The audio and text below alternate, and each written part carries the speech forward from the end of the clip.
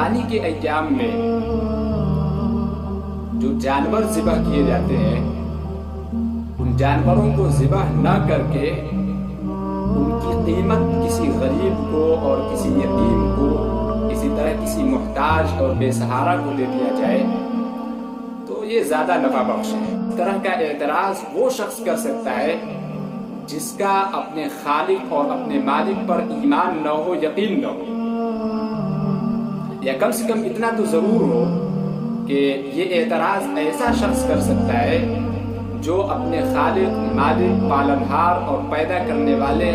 کی باتوں کو تسلیم کرنے کے لیے تیار نہ ہو۔ قربانی کے دنوں میں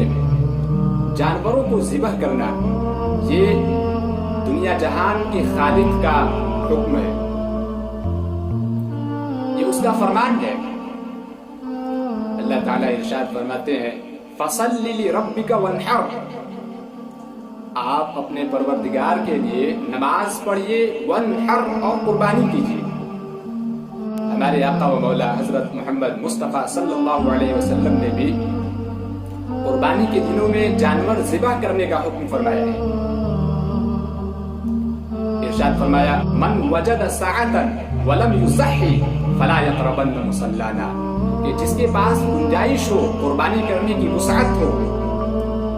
قربانی والا نصاب اس کے پاس موجود ہو، اس کے باوجود اگر کوئی شخص قربانی نہیں کرتا ہے تو وہ ہرگز ہمارے عیدگاہ سے قریب نہ آئے۔ ثابت ہوا کہ قربانی کے دنوں میں ہمیں جانوروں کے ذبح کرنے کا حکم فرمایا گیا ہے، اور یہ حکم ہمارے آقا، ہمارے مولا، ہمارے خالق، ہمارے پالنہار اور ہم کو بنانے والے کی طرف سے ہے، کسی انسان کی طرف سے نہیں ہے بلکہ رحمان کی طرف سے ہے۔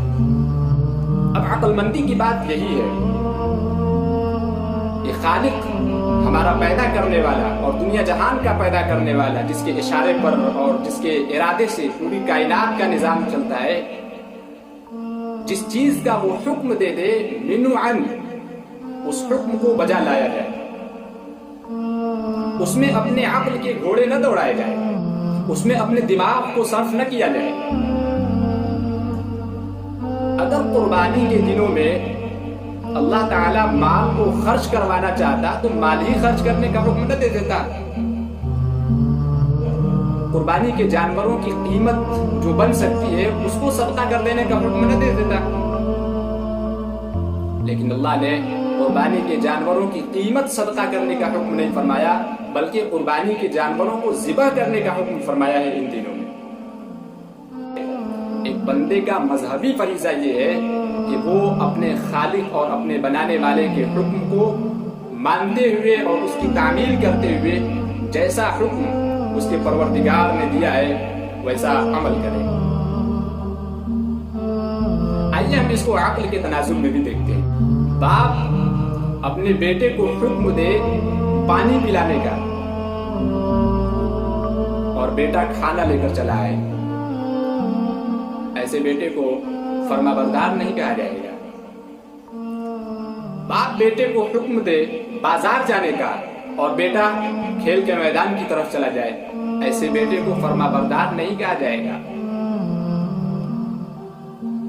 باپ بیٹے کو حکم دے کسی اور کام کا اور بیٹا کوئی اور کام کرنے لگے، اپنے عقل کے دروازے کھول لے اور کوئی اپنی مرضی کے مطابق کوئی کام کرنے لگے، ایسے بیٹے کو فرما بردار اور مطیع، اطاعت شعار نہیں کہا جائے گا، بلکہ ایسے بیٹے کو نالائق کہا جائے گا۔ اسی طریقے سے جب اللہ رب العزت نے قربانی کے دنوں میں قربانی کے جانوروں کو ذبح کرنے کا حکم فرمایا ہے، اب اللہ کی مخلوق یعنی انسان اب یہ سوچنے لگے کہ قربانی کے جانوروں کو نہ ذبح کیا جائے،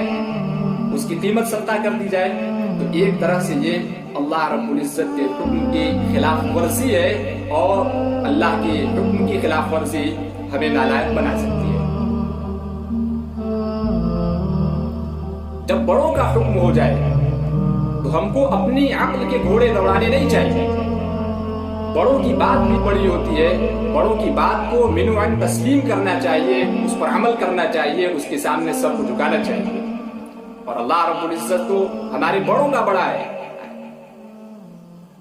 لہذا اللہ کی کہی ہوئی بات کو بنوعن تسلیم کیا جائے گا۔ اللہ نے قربانی کے دنوں میں جانوروں کو ذبح کرنے کا حکم فرمایا ہے، لہذا قربانی کے دنوں میں جانوروں کو ذبح کیا جائے گا، نہ کہ قیمت صدقہ کی جائے گی۔ ایک واقعہ میں سناتا ہوں، اس سے بات خوب اچھی طرح واضح ہو جائے گی۔ محمود ایک بادشاہ گزرا ہے، اس نے اپنے درباریوں کی ایک مجلس بٹھائی۔ محمود کے درباریوں کا یہ کہنا تھا کہ محمود ایاز، جو کہ ایاز محمود کے غلام تھے، ایاز کو بہت مانتے ہیں اور ہم لوگوں کو اتنا مانتے نہیں ہیں جتنا ایاز کو مانتے ہیں۔ وجہ کیا ہے؟ تو محمود نے سوچا کہ اس کا جواب عملی طور پر اپنے درباریوں کو دے دیا جائے، لہذا درباریوں کی ایک میٹنگ بلائی اور محمود نے ایک ہیرا منگایا اور ایک ہتھوڑی منگایا اور ایک درباری سے کہا کہ اس ہیرے کو توڑو، مار تو ہتھوڑی سے ٹوٹ جائے، بکھر جائے ہیرا۔ اس درباری نے کہا کہ حضور معاف کریں، یہ ایسا کام میں کیسے کر سکتا ہوں، نقصان ہو جائے گا۔ دوسرے سے کہا کہ تم توڑو اس کو۔ دوسرے نے بھی معذرت کر دی کہ حضور معاف کیجئے، میں ہیرے کو نہیں توڑ سکتا۔ تیسرے سے کہا، تیسرے نے بھی یہی کہا کہ میں ہیرے کو نہیں توڑ سکتا ہوں۔ اس طرح سے کر کے تمام درباریوں کے پاس محمود نے وہ ہیرا اور ہتھوڑی پیش کیا کہ ہیرے کو توڑ دو، لیکن کسی درباری نے ہیرے کو ہتھوڑی سے توڑا نہیں۔ جب وہ ہتھوڑی اور ہیرا ایاز کے پاس پہنچتا ہے، محمود نے کہا کہ ایاز ہتھوڑی سے مارو، ہیرا ٹوٹ جائے۔ ایاز نے فوراً ہتھوڑی اٹھایا اور مار دیا، ہیرا چکنا چور ہو گیا۔ تمام درباری اب تعجب میں پڑ گئے کہ اب کیا ہوگا ایاز کے ساتھ، اب تو ایاز کو سزا دی جائے گی، اس نے نقصان کر دیا۔ لیکن ایسا نہیں ہوا۔ محمود ایاز سے بہت خوش ہوا اور کہا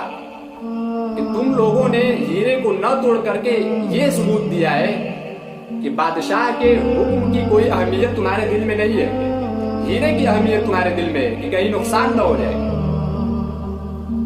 ایاز کے دل میں ہیرے کی کوئی قدر و قیمت نہیں ہے، ہیرے کی کوئی اہمیت نہیں ہے۔ ایاز کے دل میں میری اہمیت ہے، میرے حکم کی اہمیت ہے، میرے فرمان کی اہمیت ہے، لہذا اس نے ہیرے کی پرواہ نہ کرتے ہوئے میرے حکم پر عمل کیا اور ہیرے کو توڑ دیا۔ یہی وجہ ہے کہ میں ایاز سے زیادہ محبت کرتا ہوں اور اس کو زیادہ مانتا ہوں۔